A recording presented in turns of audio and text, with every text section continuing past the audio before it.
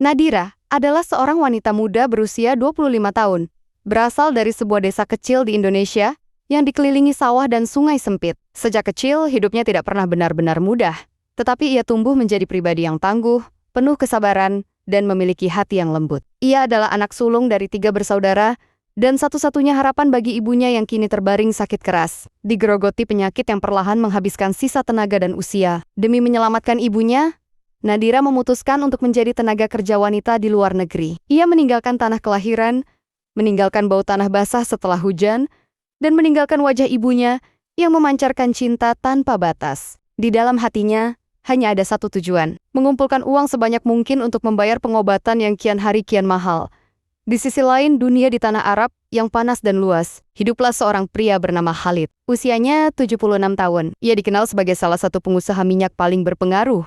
Orang yang pernah menguasai setengah padang pasir dengan kekayaannya. Namun sebuah kecelakaan puluhan tahun lalu membuat tubuhnya lumpuh dari pinggang ke bawah. Sejak saat itu, kehidupannya berubah menjadi sunyi. Terkurung di dalam dinding rumah megah bak istana yang terasa lebih seperti penjara.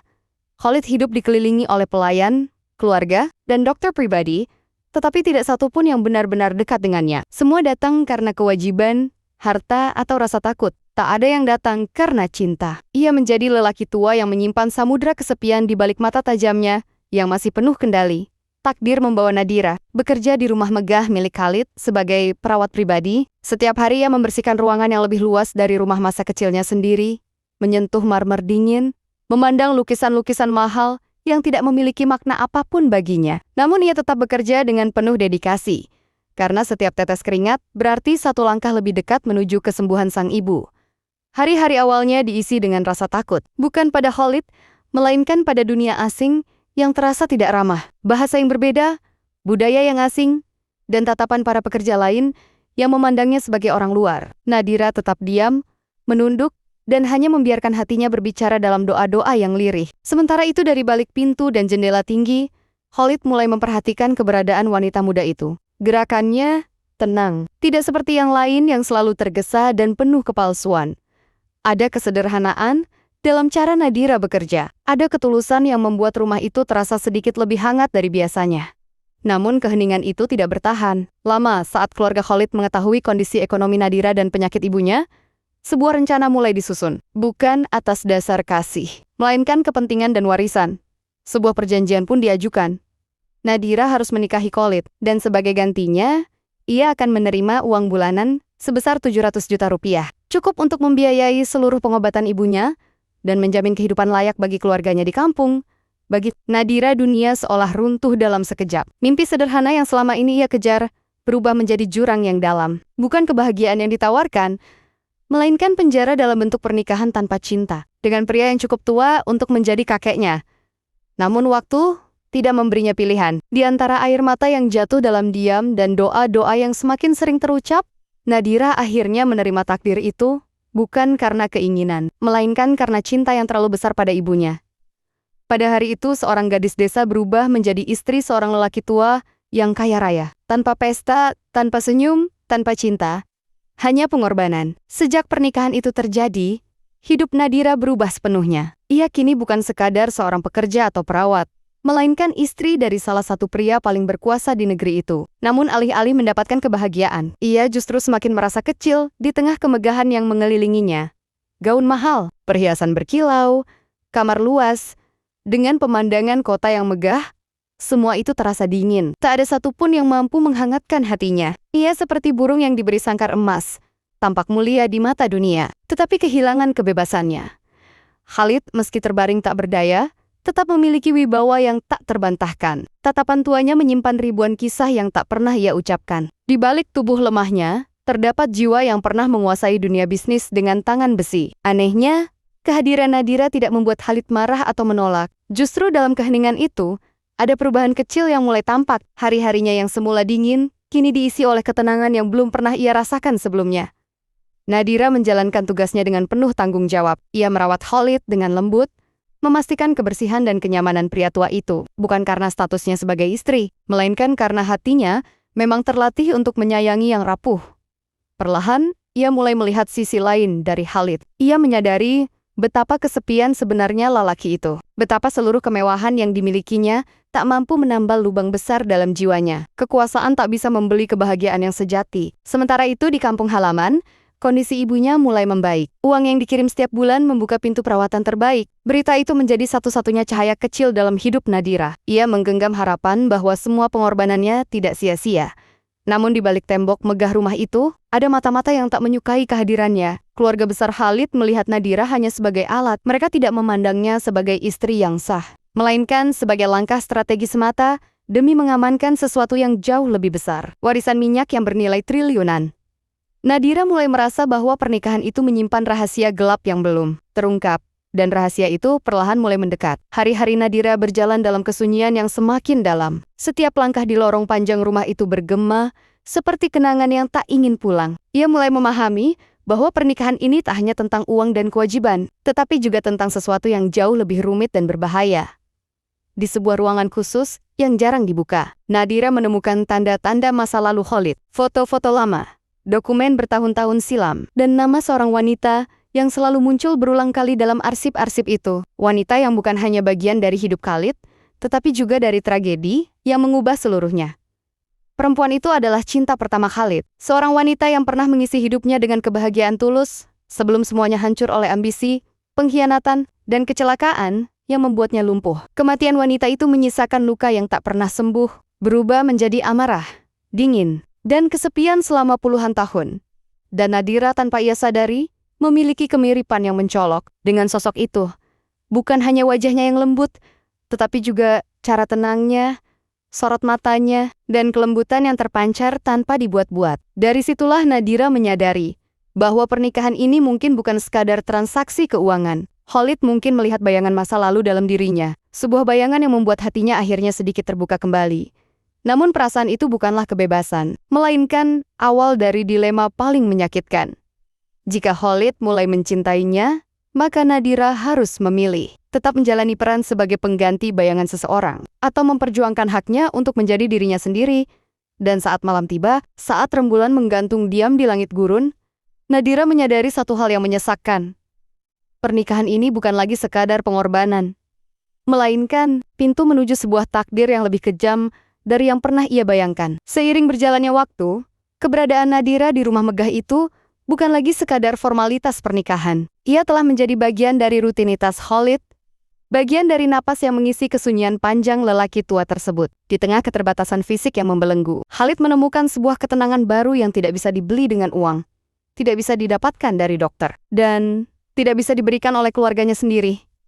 Nadira menjadi cahaya kecil dalam ruang yang gelap dan membeku selama puluhan tahun. Nadira sendiri tidak pernah mengizinkan hatinya berharap. Setiap kali ia menyadari ada sesuatu yang berubah dalam cara Khalid menatapnya, ia memilih untuk menenggelamkan perasaan itu lebih dalam. Ia selalu mengingat bahwa semua ini bermula dari sebuah perjanjian, sebuah transaksi, bukan cinta, bukan mimpi, hanya pengorbanan yang dibalut kemewahan. Namun hati tidak pernah sepenuhnya bisa dikendalikan. Ada saat-saat di mana Nadira melihat kerapuhan Khalid sebagai manusia, bukan sebagai pria kaya, bukan sebagai suami yang dipilihkan takdir. Ia melihat seorang lelaki tua yang telah kehilangan cinta, kehilangan keluarga, kehilangan makna hidup, dan kini hanya menunggu waktu untuk benar-benar pergi dari dunia ini. Dan tanpa disadari, Nadira mulai peduli lebih dari seharusnya. Ia memperlakukan Khalid bukan hanya dengan tanggung jawab, tetapi dengan ketulusan. Gerakan tangannya yang lembut, cara pandangnya yang penuh iba, serta perhatian yang tidak dibuat-buat, perlahan menumbuhkan sesuatu di hati Khalid yang telah lama mati, rasa ingin hidup kembali. Namun benih perasaan yang tumbuh itu tidak hanya akan membawa kehangatan, melainkan juga bencana. Keluarga Khalid mulai melihat perubahan itu sebagai ancaman. Bagaimana jika lelaki tua itu benar-benar jatuh hati pada wanita muda itu? Bagaimana jika wasiat dan harta bendanya mulai berubah? Bagaimana jika Nadira, yang mereka anggap sebagai alat, justru menjadi pemilik segalanya? Kecurigaan mulai tumbuh, dan di dalam dunia yang diatur oleh keserakahan, kecurigaan selalu berakhir dengan rencana jahat. Di balik kekayaan Khalid yang tampak nyata, tersimpan rahasia besar yang selama ini dirahasiakan dari dunia. Bukan hanya tentang ladang minyak, perusahaan raksasa, atau rekening yang seolah tak terbatas, melainkan juga tentang wasiat yang belum pernah diumumkan. Sebuah wasiat yang ditulis ulang tidak lama setelah pernikahannya dengan Nadira. Dalam dokumen rahasia tersebut, Khalid tidak lagi menyerahkan sebagian besar hartanya kepada kerabatnya. Nama yang kini tertera sebagai penerima utama justru adalah nama yang tidak pernah mereka sangka. Nadira. Wanita yang berasal dari desa kecil, yang tidak memiliki apapun selain keberanian dan pengorbanannya. Keputusan itu bukan lahir dari dorongan nafsu atau kebodohan. Khalid, selama bertahun-tahun, telah dikhianati oleh darah dagingnya sendiri. Mereka mendekat hanya untuk mengincar harta, memujinya palsu, dan mendoakan kematiannya dalam diam. Di tengah kebusukan itu, hanya Nadira yang hadir tanpa motif tersembunyi. Itulah alasan mengapa ia mempercayakan segalanya pada wanita yang namanya bahkan dulu tidak pernah ia kenal, namun rahasia tidak pernah selamanya menjadi rahasia. Seseorang membocorkan keberadaan wasiat itu. Sejak hari itu, setiap langkah Nadira mulai terasa berat. Tatapan orang-orang di sekelilingnya tidak lagi hanya dingin, melainkan mengandung kebencian. Bahaya kini mengintainya dari setiap sudut rumah megah itu. Ia bukan lagi istri seorang pengusaha tua.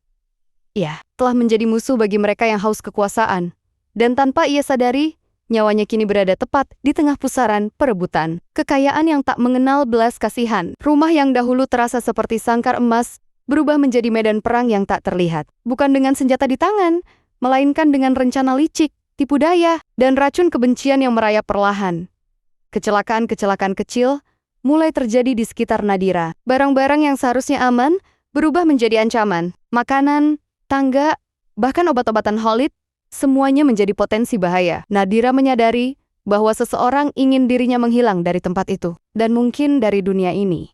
Di sisi lain, kondisi Khalid mulai memburuk. Tubuhnya semakin rapuh, napasnya semakin berat. Namun pikirannya tetap tajam. Ia bisa merasakan bahwa ada sesuatu yang tidak berjalan normal. Ia menyadari bahwa orang-orang di sekitarnya mulai memperlihatkan sisi terburuknya. Dan kali ini, Nadira bukan hanya menjadi istri yang terjebak dalam perjanjian. Ia menjadi pelindung. Dengan sisa kekuatan yang ia miliki, Nadira menjaga Khalid dari bahaya yang mengintai. Ia menyingkirkan dirinya dari rasa takut, dari lelah, dari luka batin yang belum sembuh. Segalanya ia lakukan demi melindungi seorang pria yang dulu hanyalah bagian dari takdir kelamnya, namun kini menjadi seseorang yang ia tak sanggup kehilangan. Di tengah semuanya sebuah pertanyaan terus menghantui pikirannya. Apakah semua ini pantas? Diperjuangkan. Dan di balik pertanyaan itu, jawaban paling menakutkan mulai muncul perlahan. Ia mungkin telah jatuh. Cinta, bukan pada hartanya, bukan pada kekuasaannya, melainkan pada jiwa sepi yang selama ini bersembunyi di balik nama besar. Khalid dan cinta itu, di dunia mereka, adalah hal yang paling berbahaya. Sejak rahasia wasiat mulai terendus oleh keluarga besar Khalid, hidup Nadira bukan lagi sekadar beban batin, melainkan ancaman nyata yang mengintai setiap detik. Setiap langkah yang diambilnya di dalam rumah megah itu, terasa seperti berjalan di atas garis tipis, antara hidup dan mati. Bahaya tidak lagi datang secara terselubung, melainkan perlahan mulai menunjukkan wujudnya.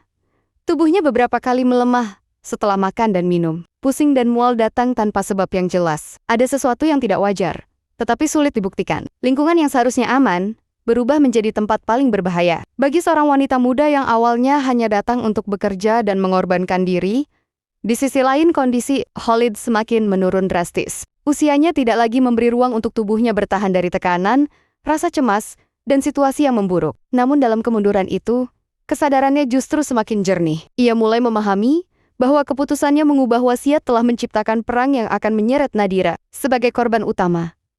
Dan untuk pertama kalinya, dalam hidupnya, ia merasakan ketakutan yang berbeda dari sebelumnya. Bukan takut kehilangan harta, bukan takut menghadapi kematian, melainkan takut kehilangan seseorang yang telah mengembalikan rasa hidup di dalam jiwanya yang lama membeku. Sementara itu Nadira memilih untuk tetap bertahan di sisinya. Ia sadar bahwa satu langkah mundur bisa jadi akhir dari segalanya. Ia tidak melarikan diri. Ia tidak kembali ke negaranya. Ia tetap tinggal, berdiri menghadapi bahaya yang bahkan tidak sebanding dengan tubuh ringkihnya. Namun malam itu, sebuah peristiwa besar terjadi. Lampu di beberapa bagian rumah tiba-tiba padam. Lorong-lorong panjang menjadi gelap. Di tengah kegelapan itu, langkah-langkah asing terdengar mendekat ke kamar Nadira. Dalam situasi genting itu, sebuah dorongan kuat membuatnya terjatuh dari tangga. Tubuhnya menghantam lantai dingin, darah mulai mengalir perlahan dari pelipisnya. Sementara kesadarannya memudar sedikit demi sedikit, di ambang ketidakberdayaan itu, satu pertanyaan berputar dalam pikirannya. Apakah inilah akhir dari pengorbanannya? Insiden di malam gelap itu mengguncang seluruh rumah. Pembantu, penjaga, dan orang-orang yang selama ini diam, mendadak berubah menjadi panik. Namun kepanikan itu tidak datang dari kepedulian, melainkan dari rasa takut bahwa sesuatu yang lebih besar akan terungkap. Nadira ditemukan dalam kondisi tak sadarkan diri dan dilarikan ke ruang perawatan pribadi. Tubuhnya penuh luka, tetapi napasnya masih ada. Di antara batas hidup dan mati, pertolongan datang di waktu yang sangat tipis. Namun peristiwa yang lebih mengejutkan terjadi di saat yang bersamaan. Khalid menghilang, kamar tempatnya terbaring kosong.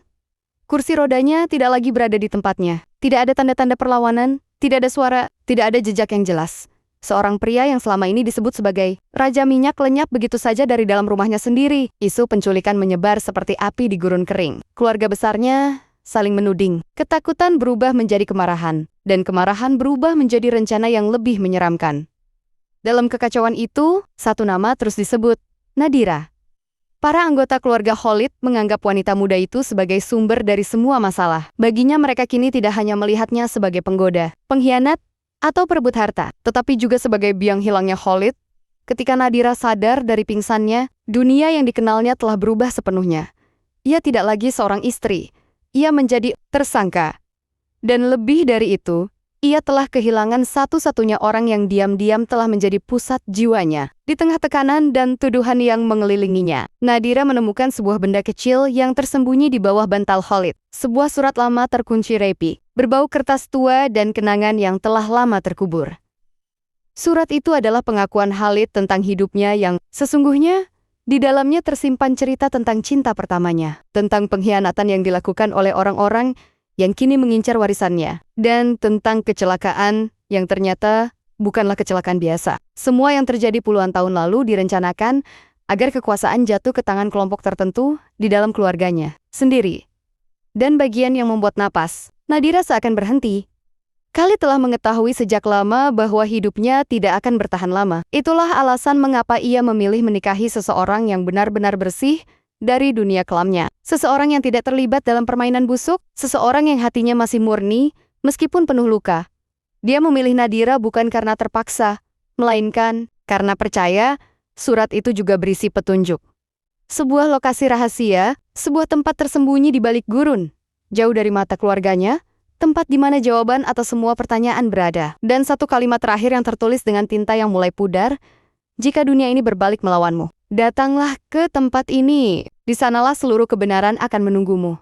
Tangan Nadira bergetar saat membaca tulisan itu. Ia menyadari bahwa hidupnya telah melangkah terlalu jauh untuk kembali. Ia harus memilih. Tetap tinggal dan menunggu kehancuran atau mengikuti petunjuk itu dan mencari kebenaran. Meskipun mungkin itu berarti mempertaruhkan seluruh hidupnya.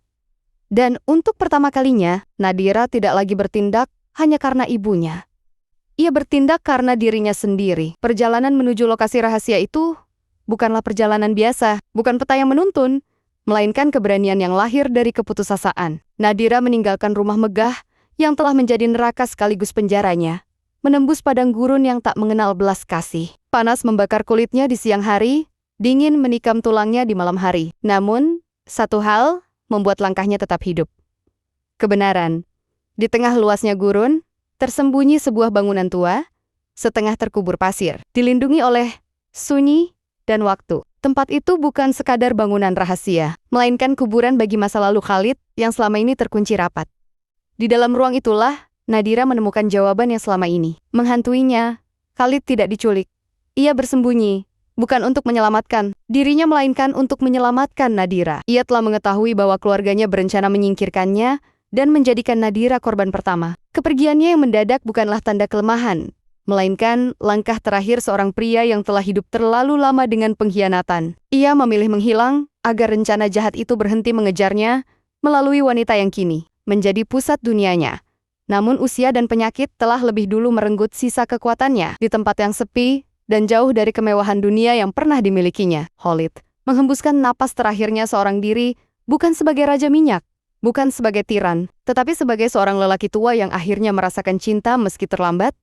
Nadira menemukannya telah tiada. Tidak ada tangis yang pecah. Tidak ada teriakan. Yang ada hanyalah kesunyian yang menggulung jiwanya. Di hadapannya tergeletak seorang pria yang dulu menjadi sumber ketakutannya. Perlindungannya, lukanya, sekaligus tempat hatinya perlahan berlabuh. Di sisi tubuh tak bernyawa itu, terdapat satu pesan terakhir yang ia siapkan untuknya. Pesan itu berisi bukan harta, bukan kekuasaan, bukan warisan, melainkan kebebasan. Seluruh aset, perusahaan, ladang minyak, semuanya telah dipindahkan atas nama Yayasan Kemanusiaan untuk anak-anak terlantar dan pekerja migran yang tertindas. Semua uang yang seharusnya bisa menjadikannya wanita terkaya di dunia, justru dilepaskan agar tak seorang pun bisa menodai hidupnya lagi. Untuk Nadira, hanya satu yang diberikan, kebebasan penuh atas hidupnya. Tak ada lagi keluarga yang bisa mengejarnya, tak ada warisan yang bisa memenjarakannya, tak ada perjanjian yang membelenggu langkahnya. Ia bebas. Namun justru di sanalah rasa sakit yang paling dalam bersemayam. Karena ketika segala sesuatu telah dilepaskan, ia baru menyadari sesuatu yang paling menyakitkan. Ia tidak lagi menginginkan kebebasan itu jika harus kehilangan pria yang secara perlahan telah mengisi kekosongan di dalam hatinya. Beberapa bulan kemudian, Nadira kembali ke Indonesia. Ibunya telah membaik, rumah sederhana di desanya kini berdiri lebih kokoh. Hidup yang dulu penuh air mata kini menjadi jauh lebih tenang. Namun setiap kali matahari terbenam, dan langit berubah menjadi warna keemasan, pikirannya selalu kembali pada padang pasir yang jauh, pada seorang lelaki tua yang hanya ingin dicintai sebagai manusia, bukan sebagai kekuasaan. Cincin itu tidak pernah ia lepaskan. Bukan karena terikat, tetapi karena memilih untuk mengenang. Di dunia lain mungkin mereka bukan suami istri. Karena sebuah perjanjian, mungkin mereka hanya dua jiwa yang dipertemukan oleh takdir untuk saling menyembuhkan sebelum akhirnya saling melepaskan. Nadira memahami arti sebenarnya dari semua yang telah terjadi. Ini bukan hanya kisah tentang wanita yang menikah karena uang. Ini adalah kisah tentang jiwa yang bertemu dalam kesepian dan cinta yang datang terlambat tetapi nyata.